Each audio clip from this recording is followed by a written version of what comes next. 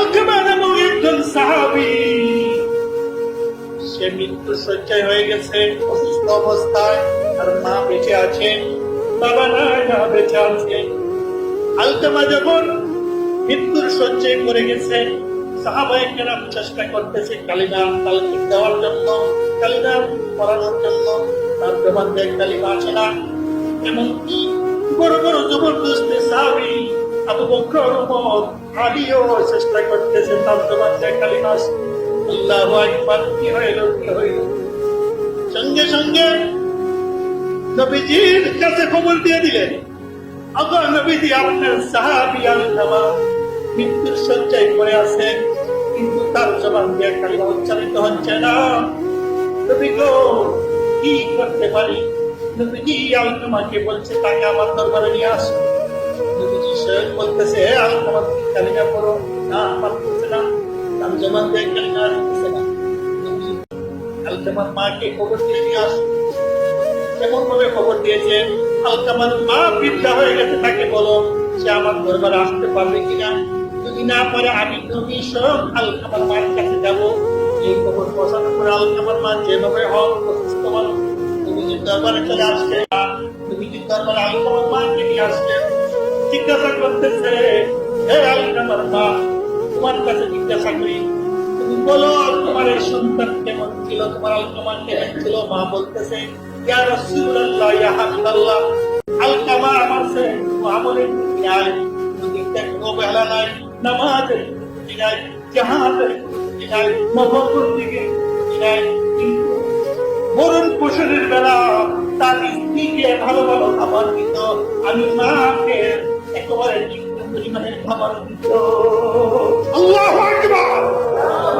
নবীজি বুঝে পাচ্ছেন, বলতেছে, হ্যাঁ আলকামার মা, তোমাকে কষ্ট দেওয়ার কারণে আলকামার জবান দেওয়া কালিমা তালকিন আসছে না, কালিমা করতে পারতেছে না। তুমি যদি মাফ না করো, তাহলে আলকামার জবান দেওয়া কালিমা উচ্চারিত হবে না। বলতেছে, ইয়া রাসূলুল্লাহ, আমাকে এত কষ্ট দিয়েছে, আমি মাফ করা সম্ভব হবে না। আমাকে এত কষ্ট দিয়েছে, আমি আমার ছেলেকে এই বিষয়ে মাফ করতে পারি না। তখন নবীজি সাহাবায়ে কেরামদেরকে বললেন যে, সাহাবায়ে কেরাম লাঠি জমা করো, আগুন ধরাও, আমার সামনে, তার মার সামনে আলকামাকে আগুনে নিক্ষেপ করো। যখন নিক্ষেপ করতে প্রস্তুত, এই মুহূর্তে আলকামার মা বলতেছে, ইয়া রাসূলুল্লাহ, ইয়া হাবিবাল্লাহ, মার সামনে ছেলে আগুনে ঢুকবে, এটা কি সম্ভব? এটা কি সম্ভব? তখন নবীজি বলতেছে, হে আলকামার মা, দুনিয়ার আগুন তো সামান্য, এই আগুন থেকে 70 গুণ বেশি পাওয়ার জাহান্নামের আগুন। সেই জাহান্নামের আগুনে যখন তোমার সম্মুখে তোমার সন্তানকে আল্লাহ জাহান্নামে পালাইবে, তুমি কি সহ্য করতে পারবা?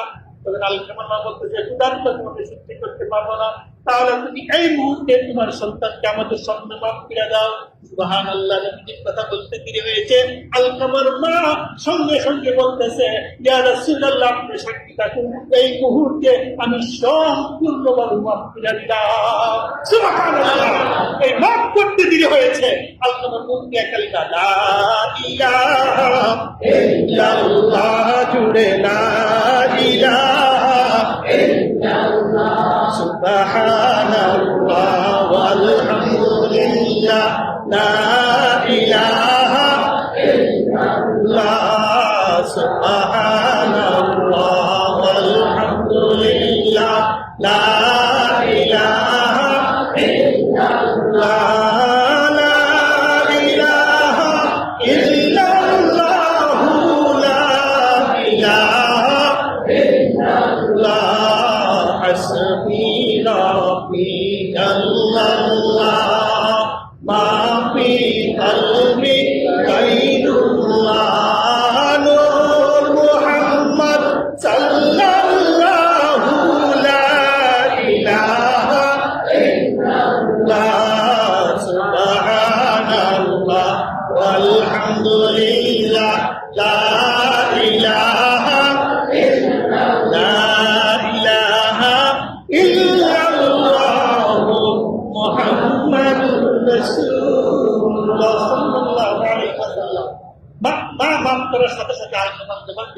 কষ্ট হয়ে গেছে। বুঝে গেল একজন সাহাবী হওয়া সত্ত্বেও মার মনে কষ্ট দেওয়ার কারণে আল্লাহ তাআলা তার কালিমা নসিব করছে না। এই জন্য কখনো মার মনে কষ্ট দেওয়া যাবে, বাবার মনে কষ্ট দেওয়া যাবে। আল্লাহ তাআলা আমাদেরকে আমল করার তৌফিক দান করুন।